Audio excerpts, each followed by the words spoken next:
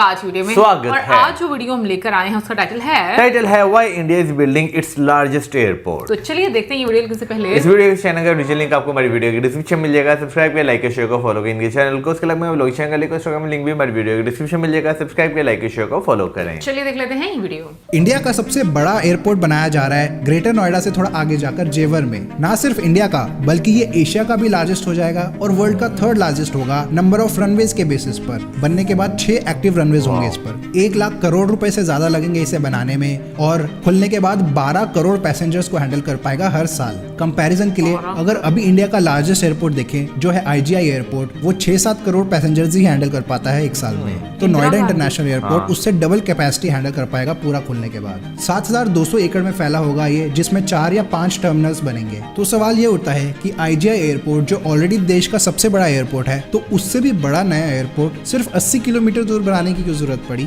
IGI airport अभी 9th number पर आता है दुनिया में और रिसेंटली इसका 4th रनवे भी खुला है, जिससे अब 2000 फ्लाइट्स हैंडल कर पाएगा ये एक दिन में। इसके अलावा दिल्ली में 2 और एयरपोर्ट्स हैं, हिंडन एयरपोर्ट और सफदरजंग एयरपोर्ट। तो क्या उन्हें एक्सपेंड नहीं किया जा सकता था? इसके बारे में जानने के लिए हमें 1918 में जाना पड़ेगा, जब दिल्ली का पहला एयरपोर्ट बना था। ये लुटियंस दिल्ली के सर्दर्न बाउंड्री पर बना था, जिसका नाम था विलिंगडन एयरफील्ड। ये एयरपोर्ट कम और ओपन फील्ड ज्यादा था, क्योंकि तब ग्रास रनवेज और टेंट्स को ही एयरफील्ड कहा जाता था। उस टाइम नए नए एयरप्लेन्स आए थे इंडिया में और ज्यादातर तो ब्रिटिश रॉयल एयरफोर्स के ही थे, जो कि वहाँ पे प्रैक्टिस और एक्सरसाइजेस करते थे। विलिंगडन एयरफील्ड नाम दिया गया लॉर्ड विलिंगडन के ऊपर, जो वाइसरॉय और गवर्नर जनरल बने इंडिया के। मगर इसके बाद भी 10 साल लग गए थोड़ा बहुत इंफ्रास्ट्रक्चर बनने में, जब पहली कमर्शियल फ्लाइट लैंड हुई 1927 में। इस एयरफील्ड को एक छोटे से एरोड्रोम में कन्वर्ट कर दिया गया और ग्रासी रनवेज डर्ट रनवेज में बदल गए। अभी एसफॉल्ट और कंक्रीट के रनवेज तो काफी देर बाद आए थे। ये इंडिया का सेकंड एरोड्रोम था, मुंबई के जुहू एरोड्रोम के बाद। थोड़ा और कमर्शियलाइज हुआ और सर्विसेज स्टार्ट हुई। दिल्ली फ्लाइंग क्लब भी उसी टाइम स्टार्ट हुआ था 1928 में। ये क्लब बन गया रिच फ्लाइट एंथुसियास्ट के लिए, जो अपनी पर्सनल फ्लाइट्स लेते थे इस एरोड्रोम से। इन्हीं चीजों के लिए ये एरोड्रोम थोड़ा बहुत तो यूज होता रहा, लेकिन मेन यूजेज इसका स्टार्ट हुआ वर्ल्ड वॉर 2 के दौरान, जब एयरफोर्स को इसकी जरूरत पड़ी। ये साउथ अटलांटिक फेरी रूट का भी एक पार्ट बन गया, जिसमें एलाइज की एयरफोर्स क्रिटिकल वॉर मटेरियल को ट्रांसपोर्ट करने के लिए इसका इस्तेमाल करती थी। और क्योंकि उस टाइम प्लेन्स की रेंज भी थोड़ी सी होती थी, तो उनको हर थोड़ी देर में रुकना पड़ता था रिफ्यूल करने के लिए। इसलिए इतने सारे स्टॉप्स के साथ इस फेरी रूट को बनाया गया। 1947 में इंडिया पाकिस्तान वॉर में भी इस एयरपोर्ट का काफी इस्तेमाल हुआ। उस टाइम ज्यादातर एयरफोर्स की फ्लाइट्स ही चलती थी, कमर्शियल फ्लाइट्स बहुत रेयर होती थी। इंडिपेंडेंस के बाद दिल्ली की पॉपुलेशन बढ़ी और एरिया भी काफी एक्सपैंड हो गया, जिससे एयरपोर्ट जो पहले बाउंड्री पर था बिल्कुल बॉर्डर पर, अब वो बीच में आ गया। उसके आसपास सारी सिटी स्प्रेड आउट हो गई, नई नेबरहुड्स बनने लगे, जिससे एयरपोर्ट की ज्यादा एक्सपैंड करने की जगह बची नहीं। इसका नाम भी तब चेंज कर दिया गया विलिंगडन एयरपोर्ट से सफदरजंग एयरपोर्ट, पास के सफदरजंग टोम के ऊपर। ये दिल्ली का मेन एयरपोर्ट था और पैसेंजर फ्लाइट्स बढ़ने लगे इंडिपेंडेंस के बाद से। इतनी बढ़ गई कि 1962 में इसके सारे कमर्शियल ऑपरेशंस को शिफ्ट करना पड़ा नए पालम एयरपोर्ट में।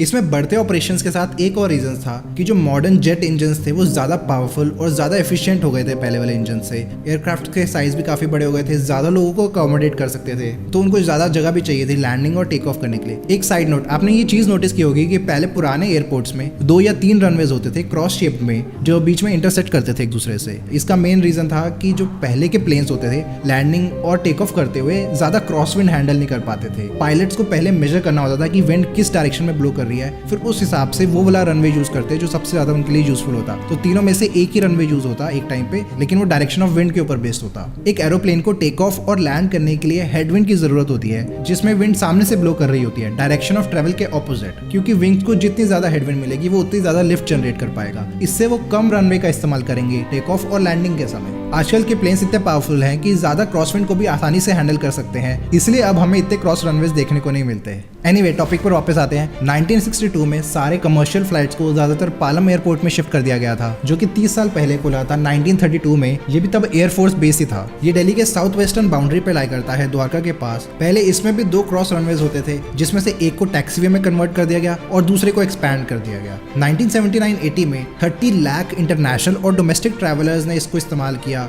तब एक ही टर्मिनल होता था T1। ये इंक्रीज्ड डिमांड देखते हुए नया टर्मिनल बनाया गया T2, जो कि T1 से 4 टाइम्स बड़ा था एरिया में। ये 1986 में खुला, जब एशियन गेम्स होने वाली थी दिल्ली में। उसके बाद सारी इंटरनेशनल फ्लाइट्स को T2 में शिफ्ट कर दिया गया और T1 भी कुछ साल बाद अपग्रेड हो गया, जिसके 3 पार्ट्स बन गए, T1A, B और C। लॉन्ग हॉल फ्लाइट्स और इंटरनेशनल ट्रैवल के बढ़ने से पैसेंजर नंबर्स ऐसे ही ड्रामेटिकली बढ़ते रहे IGI एयरपोर्ट में। जेट इंजन में इंप्रूवमेंट से अब रेंज सिग्निफिकेंटली बढ़ गई, जिससे कई नई इंटरनेशनल डायरेक्ट फ्लाइट्स भी ऐड हो गई लिस्ट में। एयर इंडिया और ऐसी दूसरी मेजर एयरलाइंस का हब रहा दिल्ली एयरपोर्ट, और इंटरनेशनल कैरियर्स जैसे पैन एम, ब्रिटिश एयरवेज और एयर फ्रांस ने भी अपने प्लान्स में दिल्ली को सेंटर में रखा। इंडियन इकोनॉमी में लिबरलाइजेशन के बाद एयर ट्रैवल में एकदम से एक्सप्लोजन देखने को मिला और हर कोई बंदा ट्रैवल करने लग गया। इसका मतलब था एयरपोर्ट में और एक्सपेंशन की जरूरत है। एरोप्लेन्स भी इतने बड़े हो गए, नए वाइड बॉडी एयरक्राफ्ट जैसे एयरबस A380 और बोइंग 747, इनको ज्यादा लंबे रनवेज की जरूरत पड़ी, 3.5-4 किलोमीटर लंबे। टर्मिनल्स में सुपर वाइड गेट्स भी बनाने पड़े इन बड़े एयरक्राफ्ट्स को एकोमोडेट करने के लिए। पैसेंजर्स की बात करें तो 2006-07 में T1 और T2 1.25 करोड़ पैसेंजर्स को ही हैंडल कर सकते थे, बल्कि वो कर रहे थे 1.65 करोड़, जो ऑलमोस्ट 30% ज्यादा है उससे। कंजेशन और बढ़ गई जब दूसरा रनवे खुला उसी साल, 3.8 किलोमीटर लंबा 1028। इसमें एयरक्राफ्ट मूवमेंट तो बढ़ी, लेकिन पैसेंजर मूवमेंट ज्यादा नहीं बढ़ पाई क्योंकि T1 T2 काफी कंजस्टेड हो गए थे। एयरपोर्ट्स अथॉरिटी ऑफ इंडिया को कुछ बहुत बड़ा करने की जरूरत थी बहुत कम टाइम में, क्योंकि अभी कॉमनवेल्थ गेम्स भी आने लगी थी, तो उन्हें भी एहसास होने लगा इस चीज का, और उन्हें फिर प्राइवेट कंपनीज का सहारा लिया नए टर्मिनल्स और रनवेज बनाने के लिए, जिसमें हजारों करोड़ रुपए खर्च होने थे। इसलिए 2006 में दिल्ली एयरपोर्ट के राइट्स को DIAL कंसोर्शियम को बेच दिया गया, जिसका फुल फॉर्म है दिल्ली इंटरनेशनल एयरपोर्ट लिमिटेड। और सिमिलरली मुंबई एयरपोर्ट के राइट्स को GVK ग्रुप को बेच दिया गया। डायल कंसोर्शियम जब बना तो इसमें 4 मेजर स्टेक होल्डर्स थे, GMR ग्रुप, फ्रैपॉर्ट, मलेशिया एयरपोर्ट्स और एयरपोर्ट्स अथॉरिटी ऑफ इंडिया। 9 साल बाद मलेशिया एयरपोर्ट ने अपना स्टेक बेच दिया GMR ग्रुप को 505 करोड़ रुपए में, जिससे अब GMR के पास 64% स्टेक है डायल में। इस पब्लिक प्राइवेट पार्टनरशिप से IGI में बहुत बड़ा ट्रांसफॉर्मेशन देखने को मिला, जिसमें एक नया टर्मिनल T3 और थर्ड रनवे भी खुल गया एयरपोर्ट में 2010 तक। ये नया टर्मिनल रिकॉर्ड टाइम 37 मंथ्स में पूरा कर दिया गया, और इसके खुलने के बाद पूरे एयरपोर्ट की कैपेसिटी बढ़कर हो गई 3.4 करोड़ पैसेंजर्स पर ईयर। इस टर्मिनल और रनवे को बनाने के लिए 14,000 करोड़ रुपए लगे। इसके अलावा दिल्ली गुड़गांव एक्सप्रेसवे भी खुला उसी टाइम के अराउंड, जो दिल्ली से गुड़गांव के बीच नॉन स्टॉप कनेक्शन प्रोवाइड करता है। एक्सप्रेसवे एयरपोर्ट के पास से ही निकलता है, इसलिए मल्टीपल अप्रोच रैंप्स बनाए गए उससे कनेक्ट करने के लिए। 2010 कॉमनवेल्थ गेम्स के लिए इतने अपग्रेड्स किए गए कुछ सालों के अंदर, और खुलने के बाद T3 दुनिया का 8th लार्जेस्ट टर्मिनल बन गया। सारी इंटरनेशनल फ्लाइट्स फिर इधर शिफ्ट कर दी गई T1 और T2 से। इसके अगले साल 2011 में एयरपोर्ट एक्सप्रेस लाइन भी खुल गई T3 तक, जो कि देश में पहली ऐसी एयरपोर्ट एक्सप्रेस बन गई। न्यू रनवे और टर्मिनल बनने से ये फायदा हुआ कि पहले से कई ज्यादा लोग एयर ट्रैवल करने लग गए, जिनमें से मेजॉरिटी लोग पहली बार प्लेन से ट्रैवल कर रहे थे। ऐसा इसलिए देखने को मिला क्योंकि पहले से कई ज्यादा फ्लाइट्स अब ऑपरेट कर सकती थी एक एयरपोर्ट से, जो कि पहले कुछ प्लेयर्स ही डोमिनेट करते थे। डिमांड को देखते हुए नई एयरलाइंस भी आई इंडस्ट्री में, जिससे कंपटीशन बढ़ा और टिकट प्राइसेस गिरते चले गए। इसके अलावा कई नए एयर रूट्स भी बने जो कि पहले इतने ज्यादा वेल कनेक्टेड नहीं थे। नए लो कॉस्ट कैरियर्स जैसे इंडिगो और स्पाइस जेट ने इसका काफी फायदा उठाया। ये एक्सपोनेंशियल ग्रोथ अर्ली 2000s में दिखा गया, जो कि अभी तक कंटिन्यू होता आ रहा है कुछ हद तक। T3 खुलने के बाद T2 को भी रेनोवेट किया गया 2010s में। उसके बाद अभी T1 का रेनोवेशन चल रहा है, जिसमें सारे पुराने छोटे terminals T1 A, B, C और D को कंबाइन करके एक बड़ा टर्मिनल बनाया जा रहा है इस इंटरेस्टिंग गिटार शेप में। इसके नेक में गेट्स होंगे एरो ब्रिजेस के साथ, जहां प्लेन्स पार्क करेंगे, और बेस में एंट्री एग्जिट होगी टर्मिनल की। पूरा बनने के बाद 4 करोड़ पैसेंजर्स को हैंडल कर पाएगा सिर्फ ये टर्मिनल। कोविड में 2 साल एयरलाइन इंडस्ट्री बहुत बुरी हालत में थी, लेकिन 2022 से इतनी स्पीड से डिमांड बढ़ी है जो एयरलाइंस और एयरपोर्ट्स दोनों ने ही एक्सपेक्ट नहीं किया था। इसलिए T1 की रेनोवेशन और नया 4th रनवे जो बनाने का काम था वो बहुत स्पीड से किया गया कोविड कॉज्ड डिलेज के बाद। 4th रनवे तो पिछले महीने ही खुल गया है। अब टोटल फ्लाइट कैपेसिटी 1500 से 2000 फ्लाइट्स पर डे तक हो गया है। इसके अलावा 2 एलिवेटेड टैक्सीवेज भी खुले हैं, जिससे प्लेन्स रोड को क्रॉस कर पाएंगे इस एलिवेटेड स्ट्रक्चर की मदद से। ये ऐसा पहला स्ट्रक्चर है इंडिया में। ऐसा इसलिए किया गया है क्योंकि पहले अगर किसी प्लेन को सदर्न रनवे से नॉर्दर्न टर्मिनल या फिर नॉर्दर्न रनवे से सदर्न टर्मिनल में आना होता था, तो उनको इस वेस्टर्न टैक्सीवे के थ्रू जाना पड़ता था, जो कि बहुत टाइम कंज्यूमिंग होता था और फ्यूल कंजम्पशन भी बढ़ाता था। तो इस एलिवेटेड टैक्सीवे से इनको एक शॉर्टकट मिल गया है दोनों पार्ट्स के बीच एयरपोर्ट के, ताकि प्लेन्स आसानी से आना जाना कर सकें। और स्पेशली अब तो ये बहुत इंपॉर्टेंट है क्योंकि 4th रनवे भी खुल गया है। T1 के एक्सपेंशन के बाद IGI की टोटल कैपेसिटी हो जाएगी 10 करोड़ पैसेंजर्स पर ईयर। उसके बाद T2 को भी एक्सपैंड किया जाएगा, और इसके बाद नया T4 बनाने का भी प्लान है डिमांड के हिसाब से। तो ये बनने के बाद टोटल कैपेसिटी हो जाएगी IGI की 14 crore passengers per year. Comparison के लिए आज दुनिया में सिर्फ 2 ऐसे एयरपोर्ट्स हैं जिन्होंने 10 करोड़ से ज्यादा पैसेंजर्स को हैंडल किया है एक साल में। एक है बीजिंग चाइना और दूसरा एटलांटा USA। प्रेजेंटली IGI में 3 ऑपरेशनल टर्मिनल्स हैं, T1 और T2 डोमेस्टिक ऑपरेशंस के लिए और T3 मिक्स यूज, दोनों डोमेस्टिक और इंटरनेशनल ऑपरेशंस। IGI एयरपोर्ट 5200 एकड़ में फैला हुआ है और बिजिएस्ट एयरपोर्ट है इंडिया में 2009 से। 2022-23 में 9th बिजिएस्ट एयरपोर्ट था वर्ल्ड में 5.9 करोड़ पैसेंजर्स के साथ, और ये इंडिया का बिजिएस्ट कार्गो एयरपोर्ट भी है। लगभग 9 लाख टन कार्गो ट्रांसपोर्ट हुआ था इससे 2022 में। वैसे तो IGI one of the best airports हैं, लेकिन क्योंकि वो पार्ट्स में डेवलप हुआ था तो इसलिए कनेक्टिविटी इतनी अच्छी नहीं है सारे टर्मिनल्स के बीच। जैसे T1 और T3 के बीच एयर साइड कनेक्टिविटी नहीं है, यानी कोई इंटरनेशनल पैसेंजर अगर दिल्ली में आ रहा है तो उसको पहले इमिग्रेशन क्लियर करनी पड़ेगी आगे डोमेस्टिक फ्लाइट्स में जाने के लिए। कई कनेक्टिंग पैसेंजर्स को ऐसे इश्यूज का सामना करना पड़ता है अगर उनकी दोनों फ्लाइट्स अलग अलग टर्मिनल से ऑपरेट करती हैं। अगर इमिग्रेशन करने के बाद कोई पैसेंजर दूसरे टर्मिनल में जाना भी चाहे तो इंटर टर्मिनल ट्रांसपोर्ट काफी लिमिटेड है। बस शटल प्रोवाइड की गई है तीनों टर्मिनल्स के बीच जो हर 20 मिनट में चलती है। जहां T2 और T3 काफी पास में है, T1 तक जाने के लिए 15-20 मिनट लग जाते हैं ट्रैफिक सिचुएशन के हिसाब से। फ्यूचर में इन तीनों टर्मिनल्स को एयर ट्रेन से कनेक्ट करने का भी प्लान है, लेकिन अभी वो अप्रूव नहीं हुआ। ना सिर्फ दिल्ली, IGI एयरपोर्ट पूरे नॉर्थ इंडिया का मेजर इंटरनेशनल हब है। वर्ल्ड वाइड 141 डेस्टिनेशंस पे डायरेक्ट फ्लाइट्स जाती हैं इधर से 51 कंट्रीज में, इंडिया के किसी भी एयरपोर्ट से ज्यादा। इसलिए पंजाब, हरियाणा, यूपी, राजस्थान और उत्तराखंड के पैसेंजर्स आते हैं इधर ट्रेन, बसेस और टैक्सी से इंटरनेशनल डेस्टिनेशंस पे जाने के लिए। तो IGI एयरपोर्ट से थोड़ा ट्रैफिक कम करने के लिए सारी मेजर स्टेट कैपिटल्स में इंटरनेशनल एयरपोर्ट्स बनाने चाहिए जो कि ज्यादा फ्लाइट्स हैंडल कर पाए। इससे लोगों को दिल्ली तक नहीं आना पड़ेगा और अपनी स्टेट से डायरेक्टली इंटरनेशनल फ्लाइट्स ले सकेंगे। क्योंकि अगर ऐसे ही चलता रहा तो अगले 15-20 सालों में 14 करोड़ कैपेसिटी भी कम पड़ेगी। फ्यूचर में IGI एयरपोर्ट में और टर्मिनल्स और रनवेज भी ऐड नहीं किए जा सकते क्योंकि जगह कंस्ट्रेंड है। एक ऑप्शन है दिल्ली का तीसरा एयरपोर्ट हिंडन एयरपोर्ट को एक्सपैंड करने का, जिसका साइज अभी काफी छोटा है मगर उसके आसपास भी ज्यादा जगह नहीं है एक्सपैंड करने के लिए। हिंडन एयरपोर्ट जो कि एयरफोर्स स्टेशन के रूप में खुला था 1960s में, तब से ये इंडियन एयरफोर्स का मेजर बेस रहा है। पालम एयरपोर्ट पर कमर्शियल फ्लाइट्स चलने के बाद काफी एयरफोर्स के ऑपरेशंस को इधर शिफ्ट कर दिया गया था। दिल्ली के नॉर्थ ईस्टर्न डायरेक्शन में लाई करता है, लोनी गाजियाबाद में हिंडन नदी के पास, इसीलिए इसका नाम हिंडन है। एक ही रनवे है इसमें ईस्ट वेस्ट डायरेक्शन में 2.7 किलोमीटर लंबा। इसको एक सिविल एनक्लेव में बदल दिया गया 2017 में, जिसमें एयरफोर्स के साथ कमर्शियल प्लेन्स भी चल सकते हैं। दोनों शेयर करते हैं रनवेज, ATC और दूसरी फैसिलिटीज को। एक छोटा सा टर्मिनल बनाया गया इसके लिए, जहां से 2 एयरलाइंस रीजनल फ्लाइट्स ऑपरेट करना शुरू हुई, लेकिन जनवरी 2023 से दोनों ने अपनी सर्विस रोक दी है, यानी अभी कोई भी कमर्शियल ऑपरेशंस एक्टिव नहीं है। वहीं सफदरजंग एयरपोर्ट में भी फ्लाइंग क्लब को बंद कर दिया गया 9/11 के बाद से सिक्योरिटी रीजंस की वजह से। अब ये सिर्फ यूज होता है VVIP हेलीकॉप्टर फ्लाइट्स के लिए IGI एयरपोर्ट तक, जिसे ज्यादातर प्रेसिडेंट और प्राइम मिनिस्टर यूज करते हैं। हर महीने 80 से 90 हेलीकॉप्टर मूवमेंट्स होती हैं इस एयरपोर्ट से। इसके अलावा एक 1.5 किलोमीटर लंबी टनल भी बनाई गई है जो डायरेक्टली प्राइम मिनिस्टर के रेजिडेंस को सफदरजंग एयरपोर्ट से कनेक्ट करती है फास्टर मूवमेंट के लिए। तो सफदरजंग बंद पड़ा है, हिंडन में कोई भी कमर्शियल फ्लाइट्स अभी चल नहीं रही और IGI एयरपोर्ट में और एक्सपैंड करने की जगह नहीं है, तो फिर क्या करें? और अगर नॉर्दर्न स्टेट्स की कैपिटल्स में एयरपोर्ट बनाने का काम नहीं चल रहा तो NCR में एक और एयरपोर्ट की तो जरूरत पड़ेगी। अगर एस्टिमेट्स की माने तो इंडिया का एयर पैसेंजर ट्रैफिक 7% से एनुअली ग्रो करेगा, यानी 20 साल में डबल हो जाएगा। इसका मतलब है जहां दिल्ली एयरपोर्ट से 6-7 करोड़ पैसेंजर्स हर साल ट्रैवल करते हैं, वही फिगर 20 साल में हो जाएगी 13-14 करोड़ पैसेंजर्स। IGI तो अभी ही पीक टाइम्स में कंजस्टेड हो जाता है, जैसे पिछले साल सुनने को मिला था कि कई लोग घंटों खड़े रहे थे लाइंस में और कईयों की फ्लाइट्स भी छूट गई थी T3 से।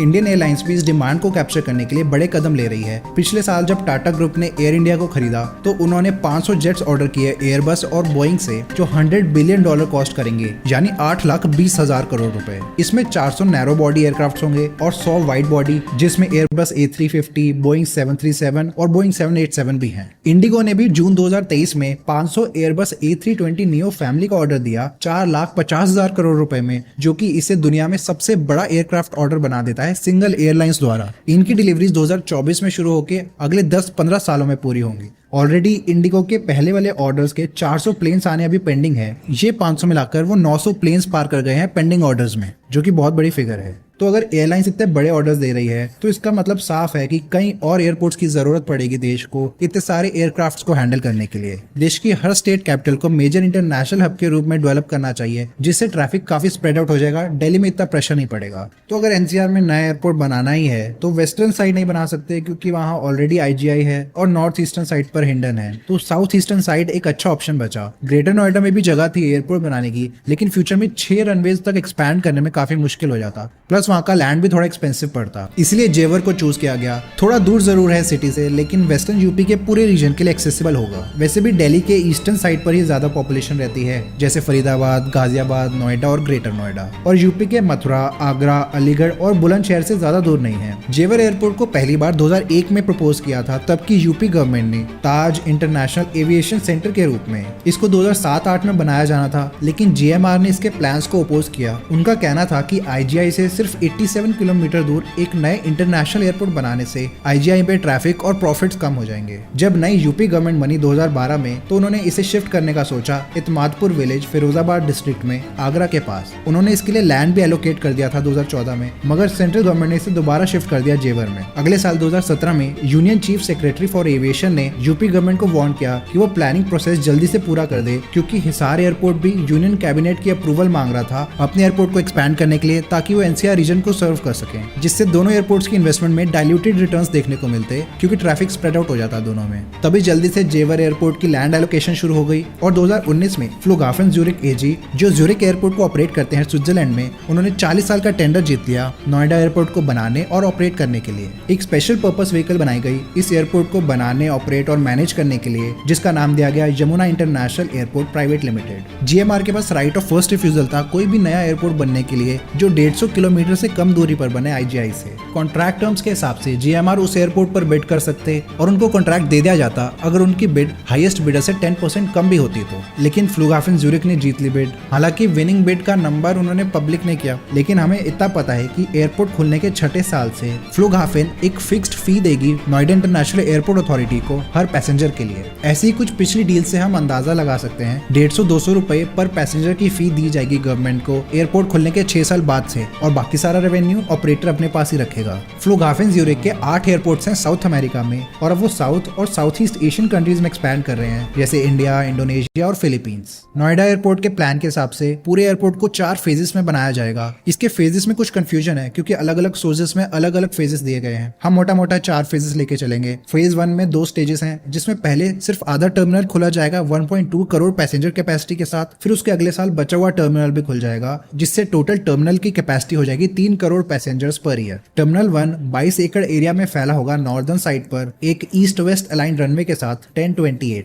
वैसे अगर आपको नहीं पता तो रनवे नंबर्स का स्पेशल मीनिंग होता है। उनको 01 से 36 के बीच में कोई नंबर दिया जाता है, जिसका मीनिंग होता है रनवे की हेडिंग की मैग्नेटिक डायरेक्शन डिग्रीज में, जिसका लास्ट 0 हटा दिया जाता है। यानी किसी रनवे का नंबर है 09 तो वो डायरेक्ट ईस्ट पॉइंट करता है 90 डिग्री पे। रनवे 18 साउथ पॉइंट करेगा 180 डिग्री, रनवे 27 वेस्ट पॉइंट करेगा 270 डिग्री, और रनवे 36 सीधा नॉर्थ पॉइंट करेगा 360 डिग्रीज। यहाँ नंबरिंग में 0 के बजाय 360 डिग्री यूज करते हैं, क्योंकि वो इजी रहता है। अगर कोई प्लेन टेक ऑफ और लैंड कर रहा है रनवे 09 पर, तो उसकी डायरेक्शन 90 डिग्री होगी, पूरी ईस्ट। और क्योंकि रनवे को यूजुअली दोनों डायरेक्शन से यूज किया जा सकता है, इसलिए दोनों डायरेक्शंस के नंबर्स अलग होते हैं। जैसे नोएडा एयरपोर्ट में रनवे 10 का मीनिंग होगा 100 डिग्री ईस्ट, और दूसरी साइड रनवे 28 का मीनिंग होगा 280 डिग्री। इन दोनों नंबर्स का डिफरेंस हमेशा 18 आता है, यानी 180 डिग्री। अगर किसी एयरपोर्ट में एक से ज्यादा रनवेज हैं सेम डायरेक्शन में, तो उनके नंबर्स को L, C और R से सफिक्स किया जाता है, यानी लेफ्ट, सेंटर और राइट। तभी दिल्ली एयरपोर्ट के दोनों रनवेज का नंबर हैं 11L 29R और 11R 29L।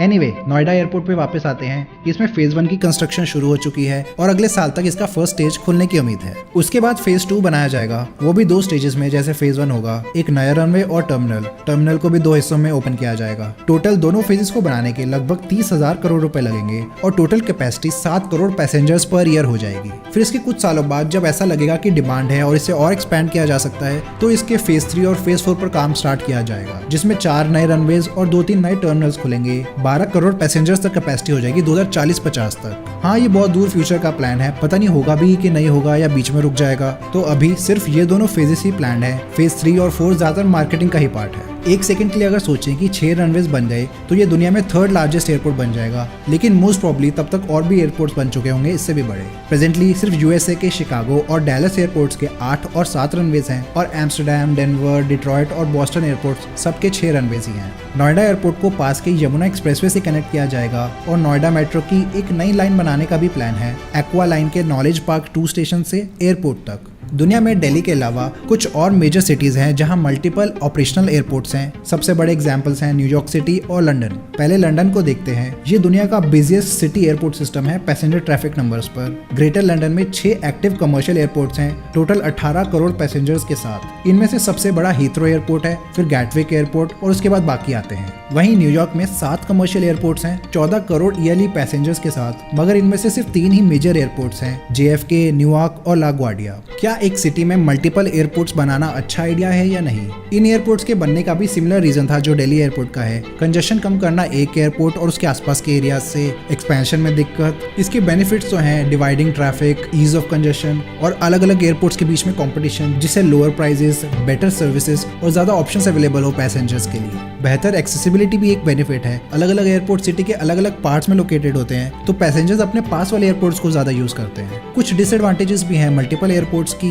एफिशिएंसी कम हो जाती है क्योंकि कुछ फैसिलिटीज और सर्विसेज को अलग अलग एयरपोर्ट्स में डुप्लीकेट करना पड़ता है, कोई इकोनॉमिक्स ऑफ स्केल नहीं होता। ATC को मैनेज करना ज्यादा कॉम्प्लिकेटेड हो जाता है। लंदन एक बढ़िया एग्जांपल है। वहाँ 6 कमर्शियल एयरपोर्ट्स होने से सारा एयर स्पेस स्ट्रक्चर बहुत कॉम्प्लिकेटेड है। अलग अलग एयरपोर्ट्स के बीच एयर ट्रैफिक को कोऑर्डिनेट करना और एयर ट्रैफिक मैनेजमेंट सिस्टम को देखना कि वो सेफ्टी और एफिशिएंसी को बरकरार रखे काफी डिफिकल्ट होता है। इसके अलावा इंटरकनेक्शन प्रॉब्लम्स भी आ सकती हैं। मान लो किसी का लेओवर हो उस सिटी में जहां मल्टीपल एयरपोर्ट्स हैं और फ्लाइट एक एयरपोर्ट पे लैंड होगी और दूसरे से टेक ऑफ करेगी, तो बहुत डिफिकल्ट होता है ट्रांसफर करना एक एयरपोर्ट से दूसरे एयरपोर्ट तक। मल्टीपल एयरपोर्ट्स के बीच रिलायबल कनेक्शन होना भी जरूरी है एक्सप्रेस रेलवे लाइंस की मदद से। इसके अलावा कई लोग कंफ्यूज भी हो जाते हैं। कई बार वो गलत एयरपोर्ट से फ्लाइट बुक कर देंगे जहां तक उनको पहुंचने में काफी दिक्कत होगी। लंदन ने भी ऐसे इश्यूज को सॉल्व करने के लिए कुछ बेसिक कदम उठाए हैं, जैसे डाइवर्स एयरपोर्ट रोल्स। लंदन के एयरपोर्ट्स अलग अलग रोल्स को सर्व करते हैं, जैसे हीथ्रो एक मेजर इंटरनेशनल हब है, गैटविक में लेजर और बिजनेस ट्रैफिक का मिक्सचर आता है, लंदन सिटी एयरपोर्ट ज्यादातर बिजनेस ट्रैवल पर फोकस्ड है और लूटन और स्टैनस्टेड ज्यादातर लो कॉस्ट कैरियर्स के लिए पॉपुलर है। ऐसी स्पेशलाइजेशन से कुछ फायदा तो होता है क्योंकि अलग अलग पैसेंजर्स अलग अलग एयरपोर्ट्स में स्प्रेड आउट हो जाते हैं। हम भी लंदन से ऐसे ही कुछ लेसन्स ले सकते हैं जिससे हम IGI और नोएडा इंटरनेशनल एयरपोर्ट्स को अच्छे से मैनेज कर सकें।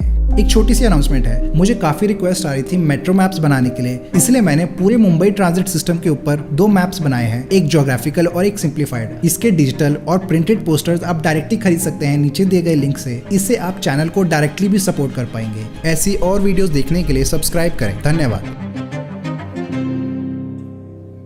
भाई आज की दुनिया में हमें जो है फास्ट रेलवेज और फास्ट ट्रांसपोर्टेशन का जो एक जो सोर्स है या मीडियम है वो बहुत तेज़ी से जो है बढ़ता हुआ दिखाई दे रहा है। और दुनिया में अगर इस टाइम बात करें तो मेरा ख्याल है कि भाई एक जगह से दूसरी जगह कम्यूट करने के लिए आपको जो फ्लाइट्स होती हैं वो सबसे ज़्यादा जो है वो रिलायबल जो है वो रहती हैं। और इस लिहाज से अगर देखा जाए तो भाई आपके पास जो है ना कैपेसिटी भी जो है उस हिसाब से होनी चाहिए कि भाई आप जो है जितने भी पैसेंजर्स आपके मुल्क में आ रहे हैं या जा रहे हैं उन्हें आप बहुत अच्छे तरीके से जो है वो डील कर सके। वैसे इंदिरा गांधी एयरपोर्ट की अगर बात की जाए तो आप जब भी जो है फ्लाइट रेडार जो कि एक ऐप है जो कि प्लेन्स को ट्रैक करती है ऑन करते हैं तो आपको हर टाइम काफ़ी ज़्यादा प्लेन्स जो है वो नज़र आते हैं इंडिया में जो दिल्ली में लैंड कर रहे होते हैं। तो मेरा ख्याल है कि भाई इंडिया में जो है ना टूरिज़्म के हिसाब से भी देखा जाए और वहाँ पे लोकल डोमेस्टिक फ्लाइट्स के हिसाब से भी देखा जाए तो आपको काफ़ी ज़्यादा पोटेंशियल नज़र आता है। बिल्कुल। और आज की वीडियो में जिस तरीके से आपको बैकग्राउंड भी बताया कि पहले कौन से एयरपोर्ट हुआ करते थे, फिर उसके बाद जिस तरह से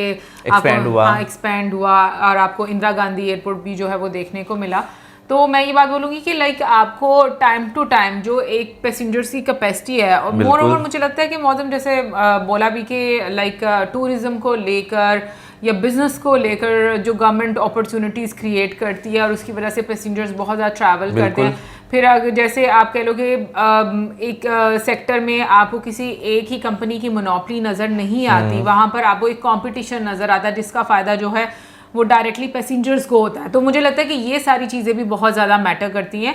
और इंडिया में अगर हम इंफ्रास्ट्रक्चर की बात करें तो रिसेंटली हम लोगों ने बेंगलुरु का T2 टर्मिनल देखा था और उसमें भी जो जेवर इंटरनेशनल एयरपोर्ट है लोगों ने कमेंट किए हुए थे कि वो बहुत अच्छा बनने वाला है और मतलब वहाँ पर काफ़ी ज़्यादा आपको अमेनिटीज़ भी देखने को मिलेगी। और अभी जो हम लोगों ने 3D फॉर्म में देखा भी वो काफ़ी ज़्यादा एक यूनिक हम लोगों को उसका जो डिज़ाइन है वो देखने को मिला। यार उसके साथ साथ अगर देखा जाए ना तो भाई जो पैसेंजर्स होते हैं ना तो अगर आप एयरपोर्ट्स पे देखा जाए तो आपको एक बहुत ज़्यादा फ्रस्ट्रेशन जो है वो दिखाई देती है। बिल्कुल, जब बहुत ज़्यादा फ्लाइट्स आ जाए, बहुत ज़्यादा फ्लाइट इकट्ठी लैंड हो जाए या इकट्ठा उनका टेक ऑफ करने वाला हो तो आपको जो है काफ़ी ज़्यादा फ्रस्ट्रेशन जो है वो दिखाई देती है। तो मेरा ख्याल है कि भाई उससे जो है निमटने के लिए भी जो है ना, जो गवर्नमेंट्स हैं उनके इस तरह के प्लान जो है वो काफ़ी ज़्यादा जो है वो अच्छे रहते हैं। क्योंकि अगर देखा जाए जब ये आप वैसे जब IGI देखते हैं तो आपको बीच में बहुत बड़ी ड्यूटी फ्री शॉप और आपको जो है बहुत सारी एमेनिटीज जो है वो नज़र आती हैं।